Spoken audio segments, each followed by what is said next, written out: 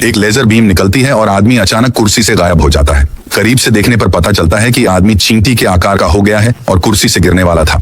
निक शौकिया आविष्कारक हैं। उन्होंने मशीन बनाई है जो चीजों को छोटा बड़ा कर सकती है, लेकिन कुछ प्रयोगों के बाद उन्हें पता चलता है कि मशीन में अभी भी कुछ कमियां हैं।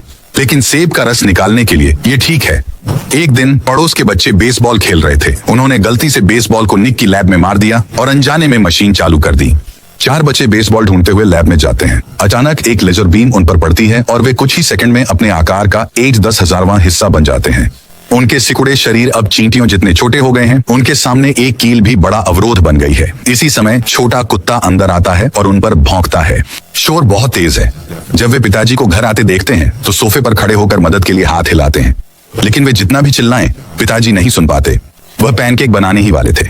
पापा सोफे पर बैठने की कोशिश करते हैं, लेकिन गलती से पीठ के बल नाव पर गिर जाते हैं। इस झटके से चारों नीचे गिर जाते हैं।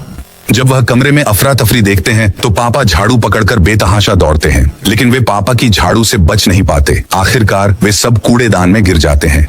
तो चारों को कचरे की तरह समझकर आंगन में फेंक दिया जाता है। वे कांच के टुकड़े से कचरे का बैग काटते हैं। करीब से देखने पर वे पाते हैं कि आंगन एक जंगल बन गया है।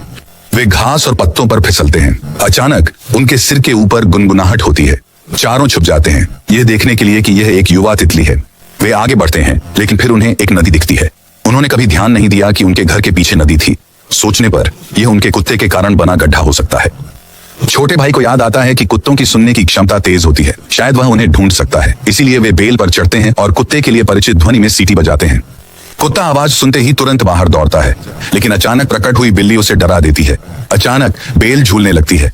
छोटा भाई गलती से एक फूल पर गिर जाता है। इस समय एक शहद इकट्ठा करती मधुमक्खी वहां से गुजरती है। छोटा भाई अपने भाई को बचाने के लिए मधुमक्खी के साथ चला जाता है। बड़ा भाई भी मधुमक्खी पर कूद पड़ता है। 2 भाई मधुमक्खी पर सवार होकर आंगन में उड़ते हैं। पिताजी बेसबॉल बैट पकड़ते हैं और मधुमक्खी पर वार करते हैं। सौभाग्य से वह चूक जाते हैं, नहीं तो गिरा देते।